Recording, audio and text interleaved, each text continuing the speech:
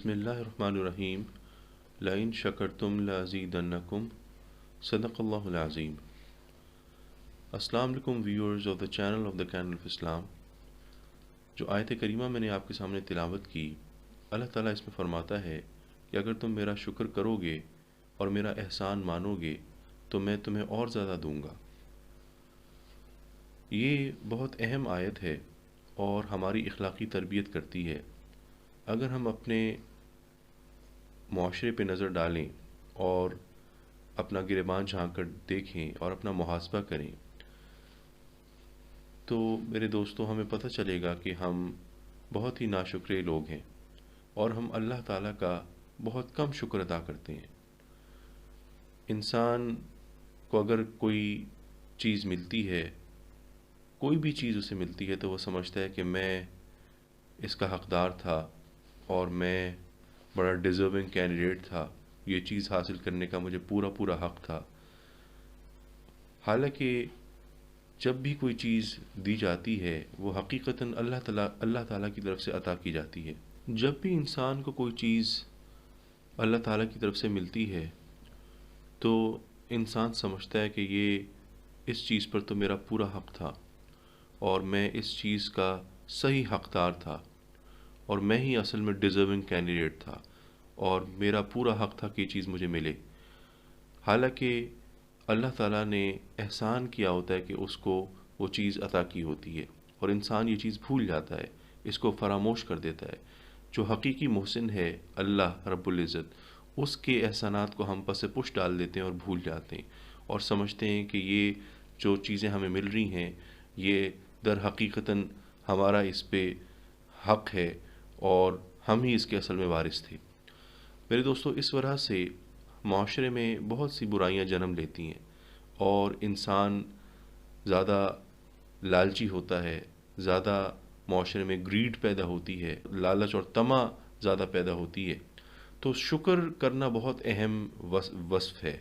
اور یہ بہت بڑی خصوصیت ہے کہ ہم شکر گزار بندے بنیں۔ شکر کا بنیادی مطلب کیا ہے؟ اگر میں سادہ سے لفظوں میں شکر کی تعریف کروں تو شکر کا مطلب ہے کہ احسان کرنے والی ذات کے احسان کو مانا جائے اور اس کی تعریف کی جائے، اس کو شکر کہتے ہیں۔ اور شکر کے لیے ضروری ہے کہ 3 چیزیں ہوں۔ سب سے پہلے دینے والی ذات جو اللہ تعالیٰ ہے۔ اللہ تعالیٰ نے سب کو نعمتوں سے نوازا ہے اور وہی در حقیقتاً سب کو نوازنے والی ذات ہے۔ دوسرے لینے والی ذات جو کہ بندے ہیں، ہم جو بھی چیز ہمیں ملتی ہے وہ رب العزت کی طرف سے ملتی ہے۔ اور تیسری اور آخری چیز ہے وہ مخصوص نعمت جو اللہ تعالیٰ عطا کرتا ہے۔ شکر کا مطلب ہے کہ جو نعمت عطا کرنے والی ذات ہے اس کے احسان کو ماننا اور اس کی تعریف کرنا۔ جو بھی نعمتیں ہمیں ملی ہیں وہ اللہ رب العزت کی طرف سے ملی ہیں، تو شکر اصل میں اللہ تعالیٰ کی نعمتوں کا اعتراف کرنا اور اس کی تعریف کرنے کو کہتے ہیں۔ شکر 3 طریقوں سے ادا کیا جا سکتا ہے۔ سب سے بنیادی اور معمولی طریقہ شکر ادا کرنے کا یہ ہے کہ آپ دل سے شکر ادا کریں۔ اور دل سے شکر ادا کرنے کا مطلب کیا ہے؟ کہ اللہ تعالیٰ کی دل میں عزت ہو اور دل سے آپ اعتراف کریں کہ جو چیز آپ کو ملی ہے وہ اللہ رب العزت نے عطا کی ہے۔ اور اس سے بڑا درجہ شکر ادا کرنے کا کیا ہے، جو اس سے ہائر ڈگری ہے، نیکسٹ لیول ہے، وہ یہ ہے کہ آپ زبان سے شکر ادا کریں۔ آپ دل سے بھی تعریف کریں اور دل میں بھی اس چیز کا اعتراف کریں کہ جو نعمت ملی وہ اللہ رب العزت کی طرف سے ملی، اور زبان سے وہ کلمات ادا کریں۔ مثال کے طور پہ الحمدللہ کہیں، اللہ کی تسبیح بیان کریں اور زبان سے اعتراف کریں کہ اللہ رب العزت نے جو بھی چیزیں دی ہیں وہ اس کا احسان ہے۔ اور جو سب سے آخری درجہ ہے شکر ادا کرنے کا، سب سے ہائیسٹ لیول ہے، وہ کیا ہے؟ وہ یہ ہے کہ آپ اپنے تمام اعضاء سے اللہ تعالیٰ کا شکر ادا کریں۔ آپ کا دل، آپ کی زبان، آپ کے ہاتھ پاؤں، آپ کا پورا وجود، وہ اس کے اندر شکر جھلکتا ہو اور آپ کے تمام اعضاء وہ اللہ تعالیٰ کی اطاعت گزاری میں وقت گزارتے ہوں اور اس کی نافرمانی نہ کرتے ہوں۔ مجھے شکر کے حوالے سے حضور صلی اللہ علیہ وسلم کی ایک حدیث یاد آ رہی ہے جو کہ بہت مناسب ہے۔ ایک دفعہ حضرت عطا جو کہ تابعی ہیں، ام المومنین حضرت عائشہ صدیقہ کی بارگاہ میں حاضر ہوئے، اور حضرت عائشہ صدیقہ سے آپ نے پوچھا کہ ام المومنین ہمیں سرکار دو عالم کی کوئی بہت ہی عجیب بات بتائیں۔ تو اس پہ حضرت عائشہ صدیقہ رو پڑی اور آپ نے فرمایا کہ میرے آقا دو جہاں کی کون سی بات پیاری اور دلکش نہ تھی۔ آپ کا سونا، جاگنا، چلنا پھرنا، کھانا پینا، بولنا، ہر چیز ہی بہت خوبصورت تھی۔ لیکن حضرت عطا نے اصرار کیا اور پوچھا کہ پھر بھی کوئی بہت ہی عجیب چیز جو آپ نے دیکھی ہے وہ بتائیے۔ تو عائشہ صدیقہ نے فرمایا کہ ایک دفعہ حضور صلی اللہ علیہ وسلم حضرت عائشہ صدیقہ کے گھر تشریف لائے اور رات کا وقت تھا اور آپ بستر میں لیٹ گئے، اور آپ نے حضرت عائشہ صدیقہ سے فرمایا کہ اے ابو بکر کی بیٹی، مجھے اجازت دو کہ میں اللہ کی عبادت کروں۔ تو حضرت عائشہ صدیقہ نے عرض کی، یا رسول اللہ، مجھے آپ کا قرب بہت پیارا ہے، آپ کی نزدیکی مجھے بہت پیاری ہے، لیکن آپ کی خواہش کو میں اپنی خواہش پر ترجیح دیتی ہوں۔ تو حضرت عائشہ صدیقہ نے اجازت دے دی اور سرکار نے وضو فرمایا اور مصلی پہ نماز کے لیے کھڑے ہو گئے اور اللہ تعالیٰ کی عبادت میں مشغول ہو گئے۔ اور حضرت عائشہ صدیقہ فرماتی ہیں کہ سرکار قیام میں تھے اور زار و قطار رونا شروع کر دیا اور گریہ فرمانا شروع کر دیا، اور سرکار اتنا روئے کہ آپ کے آنسو آپ کے سینے پہ بہنے لگے۔ پھر آپ رکوع میں گئے اور وہاں پہ بھی آپ روتے رہے، رکوع سے باہر تشریف لائے تو روتے ہوئے سر اٹھایا، اور پھر سجدے میں گئے تو پھر وہاں پہ بھی آپ نے گریہ فرمایا، اور اتنی لمبی نماز پڑھی کہ حضرت بلال رضی اللہ تعالیٰ عنہ نے آ کے فجر کی اذان کی اطلاع دی۔ تو حضرت جب سرکار نماز سے فارغ ہوئے تو حضرت عائشہ صدیقہ نے یہ سارا معاملہ پوچھا کہ حضور، آپ نے بڑا گریہ فرمایا اور اللہ نے تو آپ کو اتنی شان عطا فرمائی ہے کہ آپ سید المرسلین ہیں، آپ کونین کے والی ہیں، آپ ساقی کوثر ہیں، حضور آپ کو تو کسی چیز کی کمی نہیں ہے، آپ کی تو یہ شان ہے کہ جو آپ کے خلاف اولا باتوں سے بھی اللہ تعالیٰ نے آپ کو محفوظ رکھا، تو آپ اتنا کیوں روئے اور کتنا گریہ کیوں فرمایا؟ تو سرکار دو عالم نے فرمایا کہ اے عائشہ، میں اپنے رب کا شکر گزار بندہ کیوں نہ بنوں؟ افلا اکون عبدا شکورا، کہ اے عائشہ، میں اپنے رب کا شکر کیوں نہ ادا کروں جو ہر لمحہ میرے اوپر اپنی نعمتیں بھیج رہا ہے، ہر لمحہ میرے درجات بلند فرما رہا ہے، اور ہر لمحہ اس کی نعمتیں مجھے ملتی ہیں، تو مجھے اس کا شکر ادا کرنا چاہیے۔ تو میرے دوستو، یہ ہمارے پیارے نبی کریم صلی اللہ علیہ وسلم نے ہماری تربیت فرمائی کہ ہمیں ہر لمحہ اللہ تعالیٰ کا شکر ادا کرنا چاہیے، اور مومن کی یہی پہچان ہے کہ وہ دل سے، زبان سے، اعضاء سے وہ مجسم شکر گزار بندہ نظر آئے۔ شکریہ کلمات اللہ تعالیٰ کو اتنے پسند ہیں کہ وہ جنتیوں کا پہلا اور آخری کلام ہوگا۔ قرآن پاک میں آتا ہے وَقَالُوا الْحَمْدُ لِلَّهِ الَّذِي صَدَقَنَا وَعْدَهُ، کہ جنتی کہیں گے اللہ تعالیٰ کا شکر ہے کہ اس نے اپنا وعدہ پورا فرما دیا، اور پھر آخر میں کہیں گے وَآخِرُ دَعْوَاهُمْ أَنِ الْحَمْدُ لِلَّهِ رَبِّ الْعَالَمِينَ، کہ اللہ کا شکر ہے کہ جو تمام عالمین کا پالنے والا ہے۔ میرے دوستو، اللہ تعالیٰ نے فرمایا کہ اس کے بندوں میں بہت کم ایسے ہیں جو اس کا شکر ادا کرتے ہیں۔ حضرت داؤد علیہ السلام اللہ تعالیٰ کے بہت شکر گزار نبی گزرے۔ آپ بہت اللہ تعالیٰ کی تسبیح فرماتے تھے، اور آپ کی تسبیح کی یہ شان ہوتی تھی کہ جب آپ زبور پڑھتے تھے، اس کی تلاوت کرتے تھے، تو آپ کے ساتھ پہاڑ، پرندے، وہ سب تسبیح کرتے تھے۔ حضرت داؤد علیہ السلام نے رب العزت سے ایک دفعہ سوال کیا کہ اے بارے تعالیٰ، میں تیرا شکر کیسے ادا کر سکتا ہوں؟ کیونکہ تیرا شکر ادا کرنا تو ممکن نہیں ہے، تو نعمتوں پہ نعمتیں عطا کرتا ہے، اور جب میں تیرا شکر ادا کرتا ہوں تو وہ شکر ادا کرنا بھی تو تیری طرف سے ہوتا ہے، اور تو ہدایت دیتا ہے تو میں تیرا شکر ادا کرتا ہوں، تیری رضا شامل حال ہوتی ہے تو میں تیرا شکر ادا کر سکتا ہوں، تو میں تیرا کس طرح سے شکر ادا کروں؟ تو اللہ تعالیٰ نے فرمایا اے داؤد، جب آپ نے یہ بات جان لی کہ میرا شکر ادا کرنا ممکن نہیں ہے، میرا شکر ادا کرنا محال ہے، تو دراصل یہی آپ کا شکر ادا کرنا ہے۔ اور حضرت داؤد علیہ السلام نے ایک دفعہ فرمایا کہ اگر میرے جسم کے تمام بال وہ ساری زندگی اللہ کی حمد و ثنا بیان کرتے رہیں اور اللہ کا شکر ادا کرتے رہیں، تب بھی اس کے شکر کا حق ادا نہیں ہو سکتا۔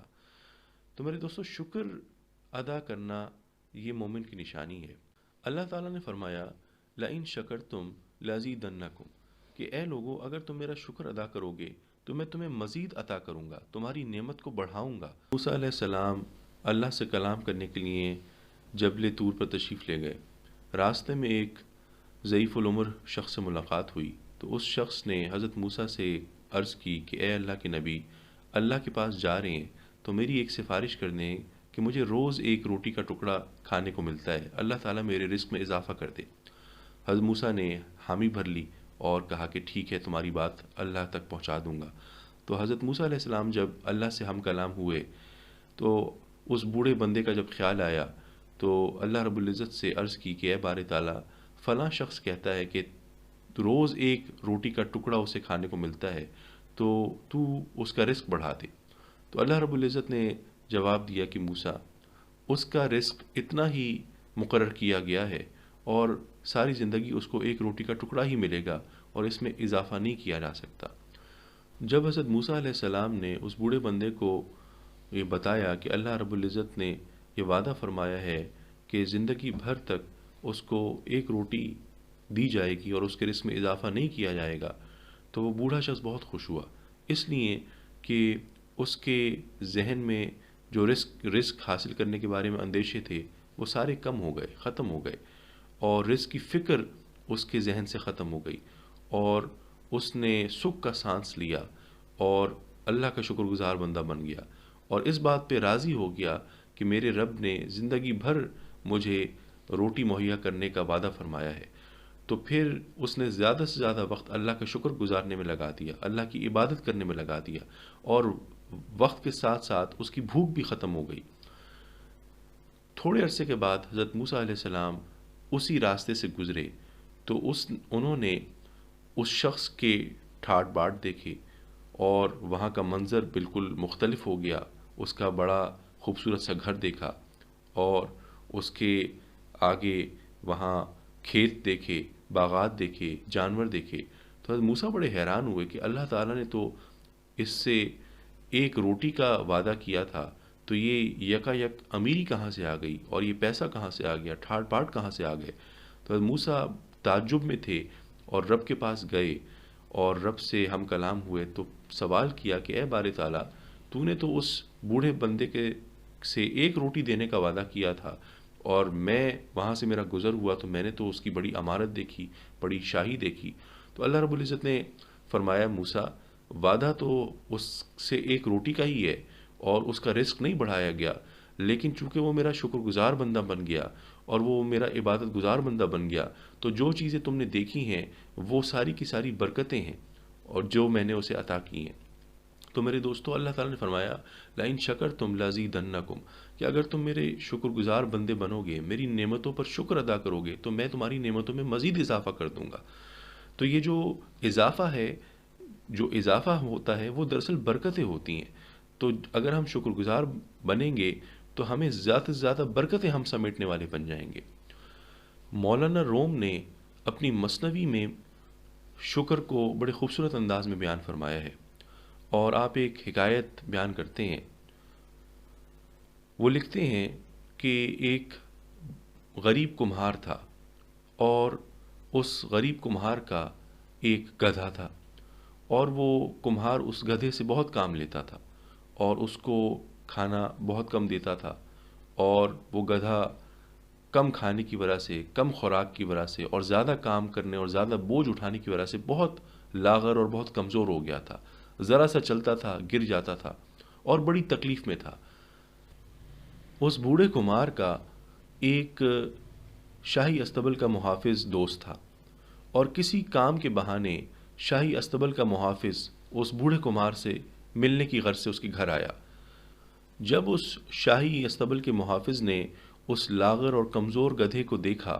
تو اپنے دوست کمہار سے کہنے لگا کہ ایسا کرو کہ کچھ دنوں کے لیے یہ گدھا مجھے دے دو اور میں اس کو شاہی استبل میں لے کے جاؤں گا، وہاں شاہی گھوڑوں کے ساتھ تمہارا گدھا جب رہے گا اور اس کو اچھی خوراک ملے گی، اس کا خیال رکھا جائے گا تو یہ پھر سے طاقتور ہو جائے گا۔ کمہار کو اس کا یہ مشورہ بہت پسند آیا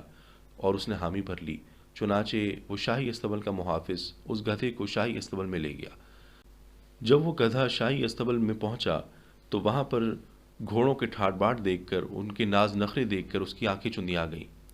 ان گھوڑوں کو وقت پر خوراک دی جاتی تھی اور طرح طرح کے کھانے ان کو دیے جاتے تھے۔ ہر گھوڑے کا الگ محافظ تھا جو ان کو مالش کرتا تھا، ان کا خیال رکھتا تھا، اور ان کی جو پلیدی تھی وہ بھی فوراً صاف کر دی جاتی تھی، اور وہاں بہت ہی صاف ستھرا ماحول تھا۔ تو گدھے نے دل میں سوچا کہ اور اللہ سے شکایت کی کہ اے بار تعالیٰ، پیٹ تو